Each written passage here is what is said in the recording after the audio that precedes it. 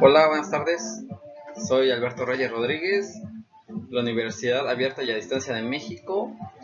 Lo que vamos a hacer es sobre la asignatura Máquinas Eólicas e Hidráulicas, de la unidad 2, Máquinas Helioeléctricas, y la actividad 2, Distribución de Rayleigh. El asesor es Luis Eduardo Salcedo Sánchez. Bueno, ya me presenté, entonces empezamos con la actividad. Dice conceptos básicos.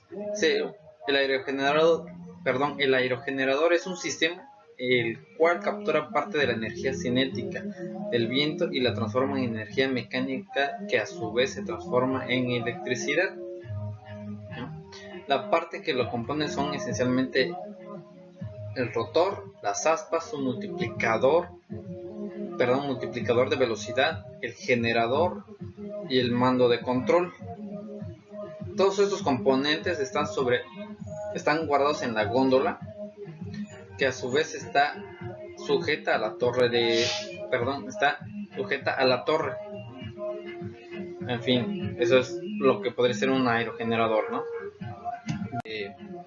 Clasificación de turbinas, dice las turbinas se componen de dos tipos, que es de generador de velocidad fija, que dice la energía cinética del viento pasa directamente a una caja de velocidades, la cual mantiene una velocidad constante sin importar la velocidad del viento. La velocidad resultante es recibida por el generador de inducción, el cual está conectado directamente a la red eléctrica.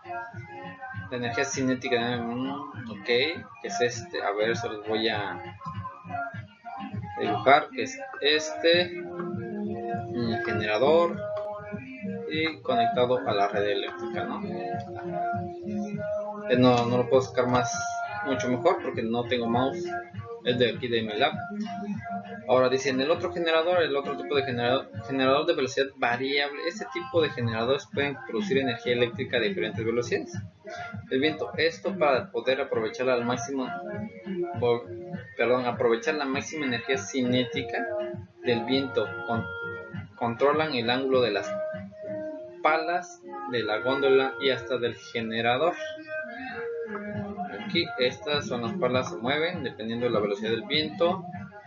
Igual, generador, aquí está el generador, la caja de engranes y conexión a la red. Okay. Dice que es una curva de potencia en un aerogenerador. Bueno, la curva de potencia indica que cómo será el comportamiento del aerogenerador en cuanto se ponga en contacto con el viento o se ponga en marcha a cierta velocidad.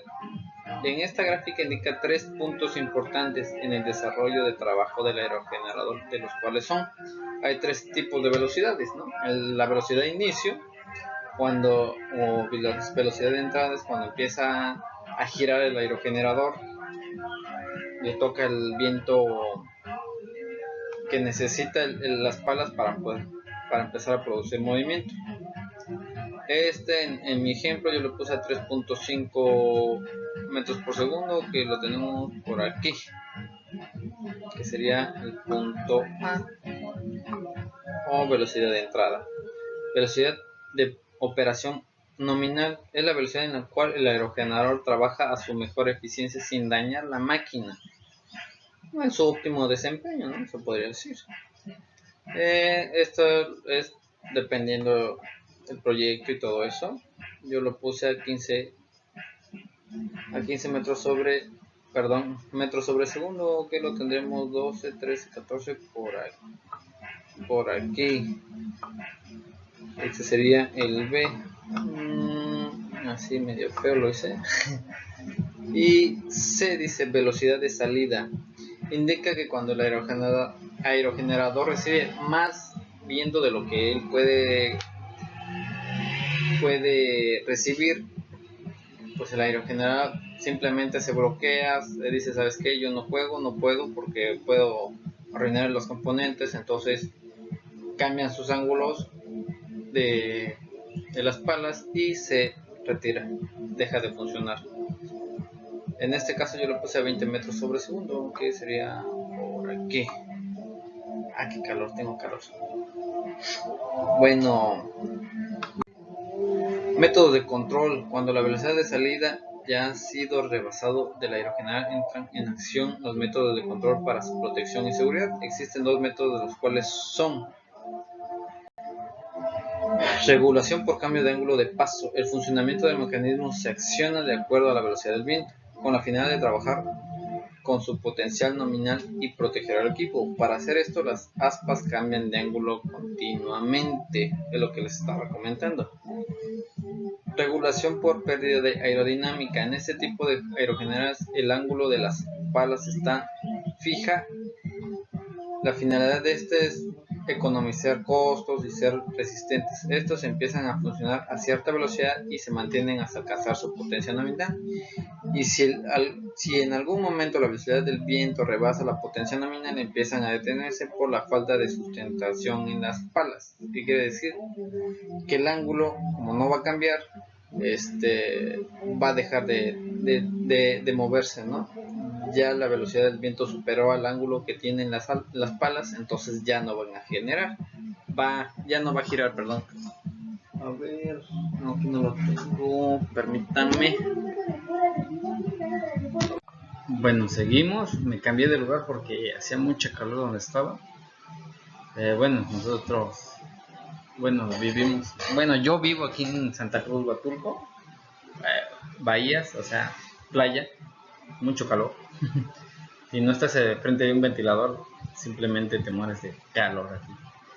Bueno, dice: estimación de producción helioeléctrica. En cada proyecto se deben evaluar diferentes puntos, de los cuales determinarán la viabilidad de la instalación o no, como puede ser el tipo de terreno, el clima, la vegetación y la fauna. Pero el punto importante del cual se parte el proyecto es la velocidad del viento en esa región. Así podremos estimar cuánta energía eléctrica se podría generar. Pero ¿cómo podemos saber eso? Les preguntan, ¿no? Simple. Investigando en las cartas de viento de años anteriores de la región, se pueden tomar promedio anual y de ahí podemos partir, estimar cuánto produciremos en el año o cómo se plazca. También debemos tener en cuenta un margen de deficiencia, en el cual puede ser pérdida de viento ocasionales, mantenimiento preventivo o correctivo. Bueno, dice tener en cuenta margen de deficiencia. ¿Esto qué quiere decir? Que en un momento dado nuestro aerogenerador ya lo tenemos funcionando, pero ¿qué pasa? ¿No? A lo mejor necesita mantenimiento, entonces necesitamos pararlo, dejarlo estático para poder manipularlo, ya sea cambiar una pieza, darle mantenimiento preventivo, o simplemente no hay viento, ¿no? Y no genera energía. Entonces también hay que tener ese margen de deficiencia, para que también nosotros tengamos en realidad más o menos cuánto vamos a producir. Bueno, yo me dedico a la instalación de paneles solares.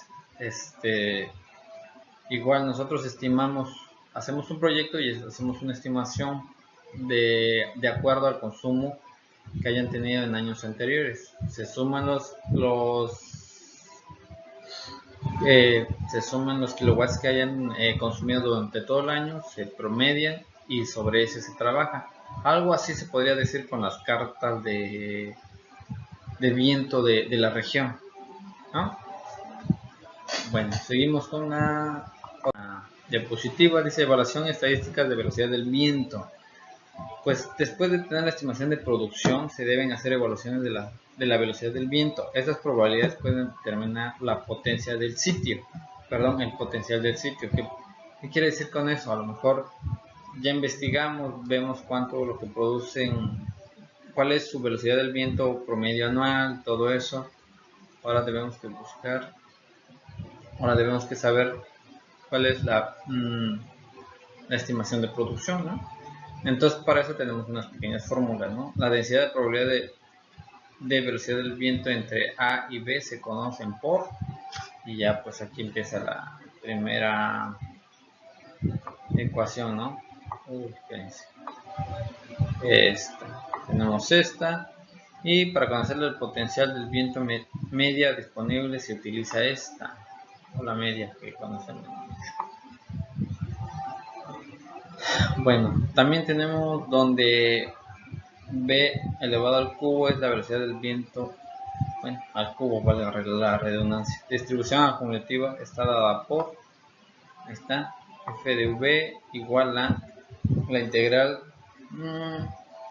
tendiendo entre 0 a v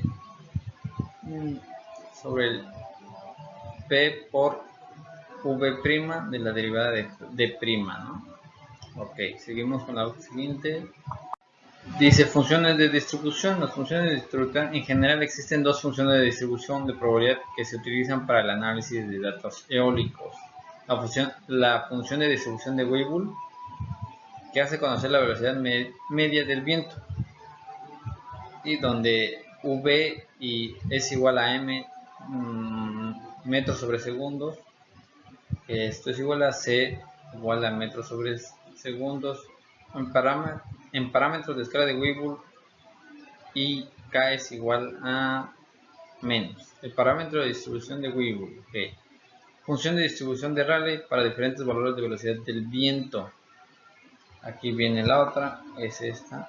Bueno, la diferencia entre una y otra es que con una podemos nada más trabajar con una velocidad media del viento. En cambio con la otra podemos tener diferentes valores de velocidad de media. Cabe aclarar que la distribución de Weibull puede representar con mejor claridad el régimen de viento por el número de parámetros que utiliza. O sea, la de Weibull, a pesar de que nomás podemos trabajar con una velocidad media del viento, tenemos que son más precisas, ¿no? Ese es el punto. Bueno, seguimos. No lo quiero hacer rápido. Bueno, creo que